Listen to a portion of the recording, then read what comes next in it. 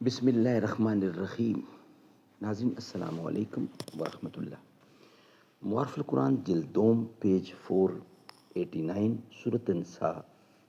سورت نساء نمبر 4 اور آیت نمبر 82، اور آج کا ہیڈنگ ہے قرآن و سنت کی تفسیر و تشریح پر کسی جماعت یا فرد کی اجارہ داری نہیں ہے، لیکن اس کے لیے شرائط ہیں۔ ناظرین، یہ ہیڈنگ مین چل رہا ہے تدبر قرآن کا تدبر، قرآن پر غور و فکر کرو۔ ناظرین، یہ کتاب جس کا ٹائٹل ہے معارف القرآن جلد نمبر 2، سورت آل عمران سے لے کر سورت النساء تک، پارہ نمبر 3 کا رکوع نمبر 9 سے لے کر پارہ نمبر 6 کا رکوع نمبر ہے 4۔ ناظرین، اس کتاب کے رائٹر ہیں حضرت مولانا مفتی محمد شفیع صاحب عثمانی رحمۃ اللہ علیہ، مفتی اعظم پاکستان۔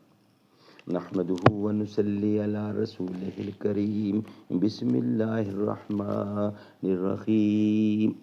قال النبي صلى الله عليه وسلم: خيركم من تعلم القرآن وعلمه۔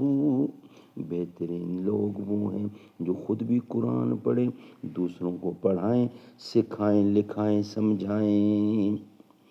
ہم نے مانا کہ تو غافل نہ کرو گے، لیکن ہم نے مانا کہ تغافل نہ کرو گے، لیکن خاک ہو جائیں گے ہم تم کو خبر ہونے تک۔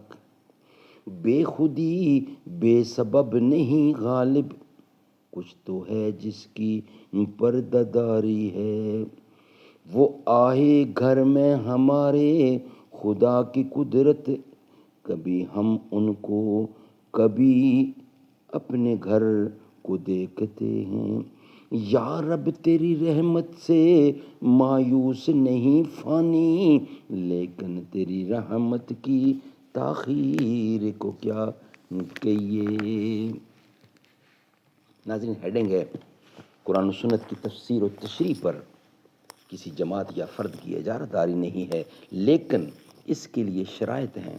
ناظرین، ایپیسوڈ نمبر 44 اور وی لاگ نمبر 464 آیت مذکورہ سے معلوم ہوا کہ ہر شخص کو یہ حق ہے کہ وہ قرآن کریم میں تدبر و تفکر کرے، لیکن جیسا کہ ہم نے کہا ہے کہ تدبر کے درجات متفاوت اور ہر ایک کا حکم الگ ہے۔ متفادت اور ہر ایک کا حکم الگ ہے۔ مجتہدانہ تدبر جس کے ذریعے قرآن حکیم سے دوسرے مسائل کا استخراج کیا جاتا ہے، اس کے لیے ضروری ہے کہ وہ اس کی مبادیات کو حاصل کرے تاکہ وہ نتائج کا استخراج صحیح کر سکے، اور اگر اس نے مقدمات کو بالکل حاصل نہ کیا یا اس سے ناقص حاصل کیا، جن اوصاف و شرائط کی ایک مجتہد کو ضرورت ہوتی ہے وہ اس کے پاس نہیں ہے، تو ظاہر ہے کہ نتائج غلط نکالے گا۔ اب اگر علماء اس پر نکیر کریں تو حق ہے، اگر ایک شخص جس نے کبھی کسی میڈیکل کالج کی شکل تک نہ دیکھی ہو یہ اعتراض کرنے لگے کہ ملک میں علاج و معالجے پر سند یافتہ ڈاکٹروں کی اجارہ داری کیوں قائم کر دی گئی ہے، مجھے بھی بحیثیت ایک انسان کے یہ حق ملنا چاہیے۔ یا کوئی عقل سے کورا انسان یہ کہنے لگے کہ ملک میں نہریں، پل اور بند تعمیر کرنے کا ٹھیکہ صرف ماہر انجینئروں ہی کو کیوں نہیں دیا جاتا، میں بھی بحیثیت شہری کے یہ خدمت انجام دینے کا حقدار ہوں۔ یا کوئی عقل سے معذور آدمی یہ اعتراض اٹھانے لگے کہ قانون ملک کی تشریح و تحبیر پر صرف ماہرین قانون ہی کی اجارہ داری کیوں قائم کر دی گئی ہے، میں بھی عاقل و بالغ ہونے کی حیثیت سے یہ کام کر سکتا ہوں۔ اس آدمی سے یہی کہا جاتا ہے کہ بلا شبہ بحیثیت شہری کے تمہیں ان تمام کاموں کا حق حاصل ہے، لیکن ان کاموں کی اہلیت پیدا کرنے کے لیے سالہ سال دیدہ ریزی کرنی پڑتی ہے، ماہر اساتذہ سے ان علوم و فنون کو سیکھنا پڑتا ہے، اس کے لیے ڈگریاں حاصل کرنی پڑتی ہیں۔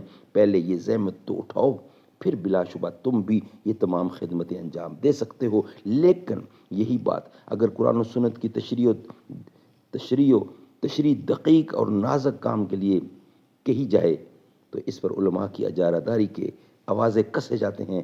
کیا قرآن و سنت کی تشریح و تعبیر کرنے کے لیے کوئی اہلیت اور کوئی قابلیت درکار نہیں؟ یا پوری دنیا میں ایک قرآن و سنت ہی کا علم ایسا وارث اور لا وارث رہ گیا ہے کہ اس کے معاملے میں ہر شخص کو اپنی تشریح و تعبیر کرنے کا حق حاصل ہے، خواہ اس نے قرآن و سنت کا علم حاصل کرنے کے لیے چند مہینے بھی خرچ نہ کیے ہوں؟ سبحان اللہ، سبحان اللہ. یہ نہیں کہ قرآن و سنت کی تشریح اور تفسیر کے لیے اجارہ داری ضروری ہے، یعنی ان کا علم رکھنا ضروری ہے. ناظرین، یہ ولاگ ہمارا یہاں ہی مکمل ہوتا ہے. انشاءاللہ نیکسٹ ولاگ کے ساتھ حاضر ہوں گے. قیاس کا ثبوت وہ ہم آپ کے سامنے رکھیں گے، مگر نیکسٹ ولاگ کی صورت میں. یہ ولاگ ہم یہاں ہی مکمل کرتے ہیں. نبی کلب پر جو ذکر ہے بے مثال آیا کمال آیا. نبی کلب پر جو ذکر ہے بے مثال آیا کمال آیا. جو ہجر طیبہ میں یاد بن کر خیال آیا کمال آیا. تیری دعاؤں کی بدولت عذاب رب سے بچے ہوئے ہیں. امت کے حق میں جو تیرے لب پر سوال آیا کمال آیا. عمر کی جرت پہ جاؤں قرباں تھے کسر و کسرا ان سے لرزاں. عمر کی جرت پہ جاؤں قرباں تھے کسر و کسرا بھی ان سے لرزاں. عمر کے آنے سے کفر پر جو زوال آیا کمال آیا. نبی کا لب پر جو ذکر آیا، نبی کا لب پر جو ذکر ہے بے مثال آیا، بے مثال آیا کمال آیا.